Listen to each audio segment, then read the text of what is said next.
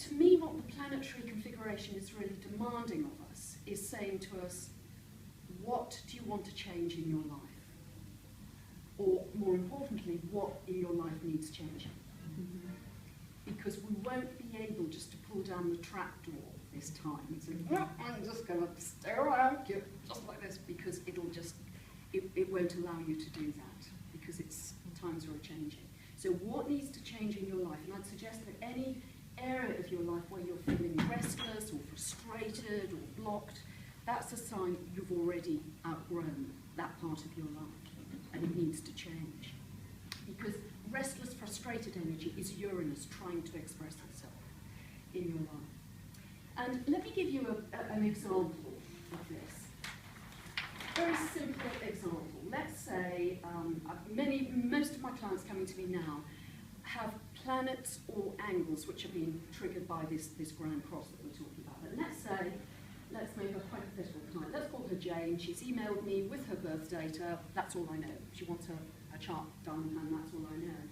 And in doing her chart, this is the ascendant point, which is the point of incarnation, the constellation on the horizon, the moon to be aware. The opposite point here is the point of marriage.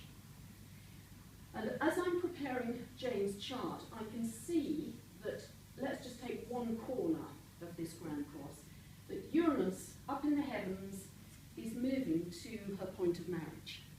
I know her marriage is on the wall. Before she even rings up, walks through the door, I know it's on the wobble. I don't know quite how it's on the wobble, but it's on the wobble.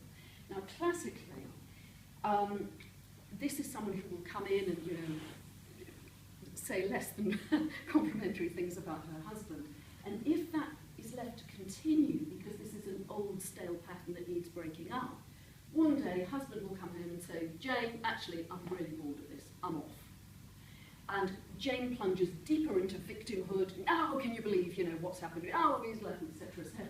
Whereas actually, with awareness, if you know this is coming, you can say to your husband, actually, look, we're spending every night together, it's getting a bit too cosy. Why don't you do your carpentry class? You've always wanted to do that. I'll do my needlework class. We'll see our own friends a couple of nights a week. And we'll have a kind of refreshed marriage, essentially. So the marriage continues with a different dynamic, because the music has to play. But what for me is fascinating is that Jane assumes that life is coming at her. It's coming from her, because this is her birth chart. Life doesn't come at us, it comes from us. And the more we are aware of this kind of thing, because it's ever so reliable. I mean, it's very interesting, if it's a male client, you don't generally say things. Eventually I have to say, is everything okay in the marriage? And it all sort of comes tumbling out.